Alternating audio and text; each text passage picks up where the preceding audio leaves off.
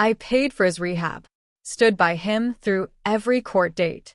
Then I came home from a 12-hour shift and found him in bed with my roommate. "She gets me," he said. "You just fix me." I packed a bag and left that night. But I left one thing behind.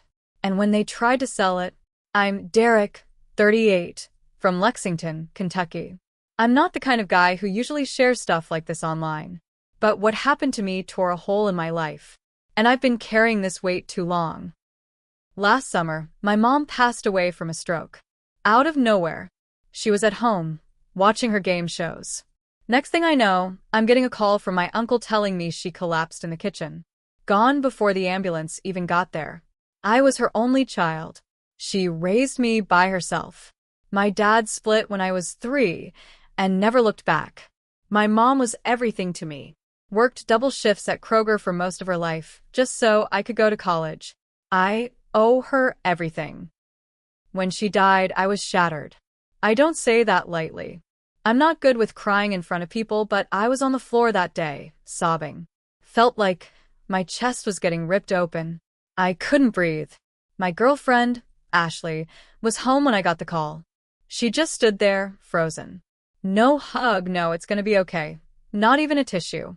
I remember looking up at her through my tears and seeing her arms crossed, like I was annoying her. I tried to explain through the sobs that the funeral would be in Bowling Green. My mom's from there. It's where her family plot is. Ashley said, "I don't think I can make it. I'm not feeling well. Headaches and stuff." That was it. No, I'm sorry. No offer to help plan anything. I asked if she could try. She said maybe, but probably not. She looked tired when she said it, like my grief was an inconvenience. On the day of the funeral, I stood by the casket alone. My aunts and uncles showed up. A few cousins I hadn't seen in years, but not the person I thought would be standing right next to me. Ashley sent flowers. Cheap ones. She also sent a short text that said, "Wishing I could be there. Hope you're finding peace. Love you." I told myself she must have been really sick. I wanted to believe that. 3 days after the funeral, I got back to Lexington. Ashley wasn't home. I figured she might have gone to stay with a friend, maybe needed space. I texted, "Where are you?" She replied a couple hours later, "With Trina in Atlanta. Needed a break." That hit weird. We never talked about her going anywhere. Just poof, gone. I called her. She didn't pick up. Later that night, she finally answered. I asked what was going on. She said, "I had to get away. Everything's been so heavy, Derek. I know you're hurting, but I can't carry all your grief too. I needed joy." I was starting to feel like I was drowning. I couldn't even process that. I just said, "Okay." Then she hung up, but something felt off. Trina is her closest friend. I knew her from a few get-togethers, so I called Trina directly. She answered on the second ring. "Hey Derek, what's up?" I said, "Hey, is Ashley still with you?" She got quiet. "Wait, she told you she's with me?" "Yeah." "Derek, I haven't seen Ashley in like 3 weeks." I just sat there, silent. My heart started racing. After I hung up, I remembered something. We used to share an iCloud account back when we first moved in together, mostly for calendar stuff and syncing our grocery lists. She got a new phone last year, but we never fully disconnected that account. She probably forgot. I logged in. Right away, photos popped up. New ones. From that week. Ashley was in Miami, smiling, drinking, laying in a cabana at some 5-star hotel. And in the pictures with her, Rick Martinez. I almost threw my phone. Rick was my worst nightmare in high school. He bullied the hell out of me, slammed me into lockers, spread rumors I was gay, made animal noises at me in the hallway, even egged my house one Halloween. I tried to report him once. The school said, "Boys will be boys." My mom had to walk me to class for a month my sophomore year. Ashley knew all of that. I'd told her everything. She had her arms wrapped around him in one photo. Another showed them on a boat, both wearing sunglasses, smiling like they were in some rom-com. There was even a picture of her holding a cocktail with a caption that read, "This is what freedom feels like." I couldn't believe it. She missed my mom's funeral for this. Lied to my face, said she was sick, flew to Florida, and partied with the guy who used to torture me. I felt something die inside me that night. But I didn't confront her. Not yet. Instead, I went deeper. Through the iCloud I still had access to. Her email, her Instagram drafts, her private Pinterest boards, Google Drive, the Notes app, where she saved random thoughts. I started digging. I found a Google Doc called Escape Plan. It was a step-by-step breakdown. Keep Derek stable, start applying to NYC PR jobs, use Rick's cousin for job connection, move out by December quietly, leave letter, not conversation. She was planning to leave me. Not talk to me. Just disappear. Then I opened a draft Instagram caption. Sometimes we have to break free from safe choices to live the life we deserve. That's how she saw me, a safe choice. One note just said, Rick brings the chaos I crave. Derek is comfortable. I need fire. I was shaking. My mouth was dry.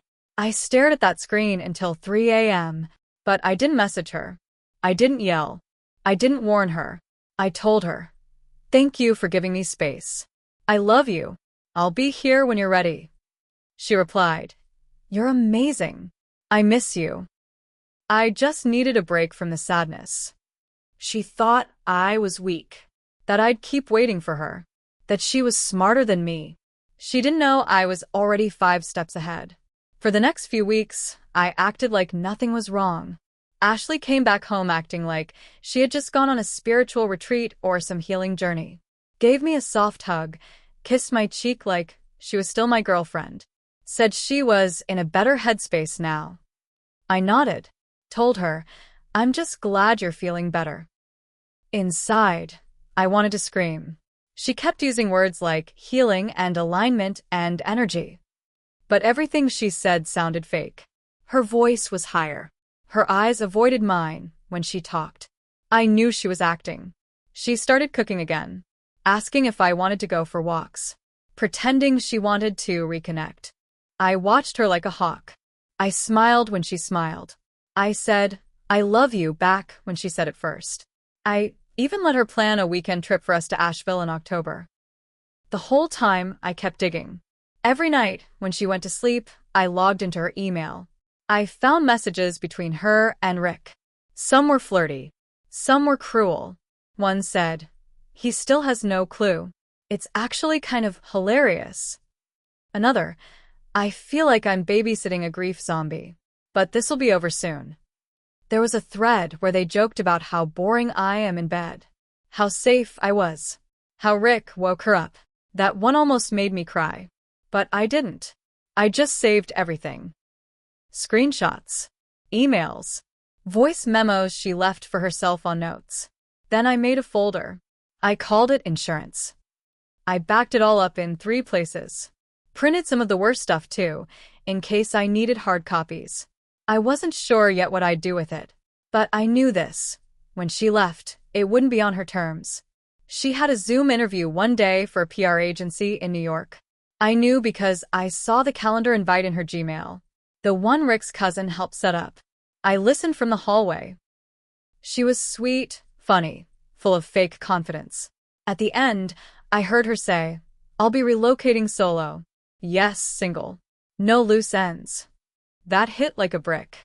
She was telling strangers she was single while still sleeping in my bed. 2 nights later, I laid next to her, staring at the ceiling while she slept. I kept thinking about my mom, about how proud she used to be of me, about how disgusted she'd be if she saw me laying there, pretending everything was okay. So I made a decision. I started writing an email. It was long, honest. I wrote about how Ashley had lied about being sick, about how she skipped my mom's funeral to hook up with my high school bully. I listed dates, times, flight confirmations, screenshots of her texts, and even transcribed some of her voice memos. I saved the email as a draft. Then I wrote 3 versions of it. One for her parents, who loved me and always said they were glad she found a man with values. One for her boss at her current firm, who just gave her a lead role on a high-profile campaign. And one for Rick's fiancée. Yeah. Rick had a fiancée. Her name's Natalie. Found her through Facebook after seeing a tagged photo in one of his old posts. They were planning to get married in December. I saw their registry. Saw photos of them wine tasting in Napa. Rick was juggling both women. The only difference was Natalie didn't know. Ashley did. She mentioned Natalie in one of her notes. He says he's leaving her soon. Probably a lie, but I'm having too much fun to care. That sealed it for me. These two weren't just selfish. They were cruel. They laughed at people they hurt. They enjoyed it. So I started my real plan. I called up an old friend, Megan, who works in HR at a rival PR agency in Chicago. I asked if she'd be willing to check references if someone from Ashley's target firm called. Megan said, "Say less." I printed out Ashley's escape plan and left it in a drawer she used all the time, just to mess with her head. I started scheduling fake calendar invites labeled couples therapy and grief counseling to see if she'd ask me about them. She didn't. She just ignored them like always. But the best part? I waited until she landed her final round interview in NYC. She bought the flight. She packed a bag. She kissed me on the cheek that morning and said, "Wish me luck, babe." I said, "You've got this. I'm proud of you." As soon as the Uber pulled away, I opened the drafts. And I hit send. To her parents. To her boss. To Natalie. Every receipt. Every lie. Every photo. Sent. The last message I sent that day was to Ashley herself. I scheduled it to send while she was mid-flight. Hope the skies are clear. By the time you land, everything you've built will be ash. Say hi to Rick for me. I thought she'd call the second her plane touched down. She didn't. She texted instead. Just one word. What The hell? I waited. Let her stew. 10 minutes later, another message. "Why would you do this to me?" Then, "You ruined everything. You're sick. This is harassment." I didn't respond. She tried calling. 4 times. I let them ring out. When I finally picked up, her voice was shaking. "You sent it all, didn't you?" she snapped. "You mean the truth?" I said calmly. "Derek, do you know what you just did?" "My parents, my job." Natalie showed up at Rick's office crying. "I know," I said. "I planned it that way." She was silent for a beat. "You're a monster." No, Ashley. I just stopped pretending. She hung up. I sat there, alone in our apartment, feeling calm. Like a heavy jacket finally slid off my shoulders. For the first time in months, I felt like I could breathe. But it didn't stop there. 2 days later, I got a call from Megan, my friend in HR. "Hey," she said, trying not to laugh. "So, Ashley applied here too." "You're kidding." Nope. They asked for a reference. I told them everything you sent me. Guess what? Her resume also had some creative timelines. Turns out Ashley had lied on a few job applications. Said she led campaigns she didn't. Claimed promotions she never got. Megan passed that along to some industry contacts. Word spreads fast in PR. By the end of the week, Ashley was blacklisted from 2 major firms. Then Rick's fiancée, Natalie, called me. I almost didn't answer, but something told me I should. Her voice was soft. Shaky. "I just wanted to say thank you," she said. "For what?" "For not letting me marry a liar." I had no idea. I thought Rick was. He always told me you were some weird ex that was obsessed with Ashley. I laughed bitterly. "Figures." "I canceled the wedding," she said. "And I booked a solo trip to Colorado instead. I needed a break from all this. Just thank you." After that, I thought maybe it was over. But then Ashley came back. She showed up at our apartment unannounced. I was making dinner, pasta, I remember. She banged on the door like she was the one who'd been wronged. I opened it, and there she was, crying. No makeup. Hair messy. Looked like she hadn't slept. "You destroyed my life," she said. "No," I said. "You did that. I just showed everyone the blueprint." She pushed past me and walked inside. "I lost my job, Derek. My parents think I'm disgusting. Rick won't even return my texts." You humiliated me. You humiliated yourself. You think you're some noble man now, she spat. You think revenge makes you better than me? No, I said. But it makes me done with you. She looked around the apartment. Her eyes landed on the couch we used to watch movies on the table where she used to leave coffee stains, on the fridge covered in old magnets from road trips. I don't have anywhere to go, she said quietly. That's not my problem anymore. She stared at me. For a second, I saw something real. Fear, maybe. But I didn't care.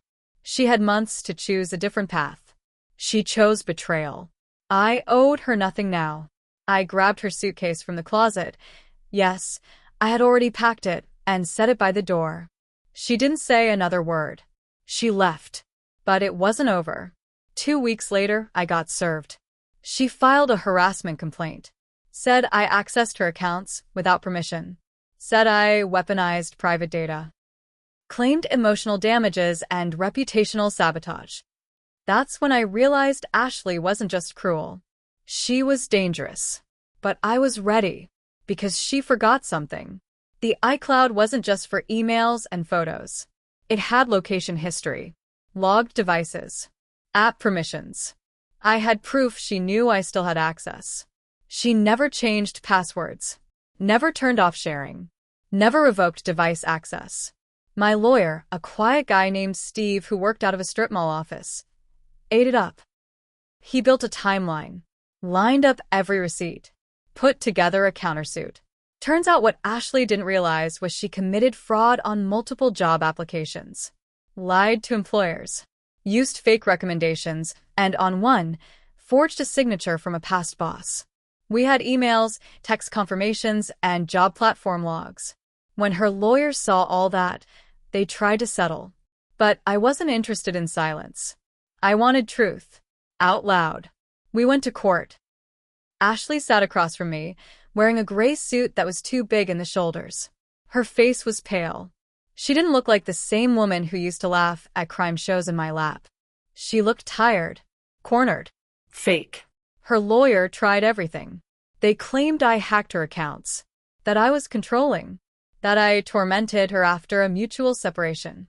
He even tried to paint me as emotionally unstable after my mom's death. But then Steve, my lawyer, stood up and opened with one thing. An audio recording. It was from her iCloud voice memos. She didn't know it was synced. It played her voice, laughing with Rick on a Miami balcony. She said, "It's not cheating if I already made up my mind. He's too soft to leave me. Let him cry over his dead mom." The room went still. Even the judge looked stunned. Ashley's face went red. Her lawyer asked to pause the hearing. Denied. Steve laid it all out. The emails, the timelines, the forged resumes, the access logs showing she knew I had access to her iCloud, and the multiple messages where she encouraged me to manage her calendar. Then he played a second clip. Ashley, recording herself venting about Rick. He says he's leaving his fiancée, but who knows? I'll use him until I get what I want. By the time Steve finished, there was no case left to argue. Her harassment claim? Dismissed. Her emotional distress claim? Dismissed. But then it flipped. Because I countersued for defamation, fraud, and damages, emotional and financial. And I won. Not only that, Rick's fiancée, Natalie, ended up filing a separate civil suit against both of them. She had money. Her dad was a lawyer. She came at them hard. Ashley had to sell her car and move in with a cousin in Indiana to pay the legal fees. The PR industry blacklisted her for resume fraud and NDA violations. Megan made sure of that. Rick lost his job too. Natalie had sent the same package of screenshots to his employer. Turns out Rick worked with minors in an after-school sports program. His past came up during the HR investigation. They fired him immediately. Last I heard, he was bartending in Tampa. No fiancé. No job in PR. No Miami life. As for Ashley, she tried to rebuild. She started a new Instagram under a fake name. Claimed she was healing from abuse. Painted herself as a survivor. But it didn't last. Too many people knew the truth. Her parents stopped speaking to her. She reached out to me once, just one last email. It said, "Was it worth it? Burning everything down?" I didn't reply. Because yes, it was. I didn't want to ruin her life when I started. I just wanted her to feel the pain she made me sit with. But once I saw how far she was willing to go to lie, to manipulate, to tear down anyone who trusted her, I stopped feeling guilty. You don't get to walk away from that clean. You don't get to skip my mother's funeral to party with the man who made my teenage years hell. You don't get to mock my grief and then sue me because you got caught. She thought I was soft. She thought I was dumb. She thought she could cheat, lie, and disappear without consequences. She was wrong, because I may not be flashy. I may not have a six-pack or charm or whatever she wanted. But I remember. I pay attention. And when you cross me, I don't yell. I prepare.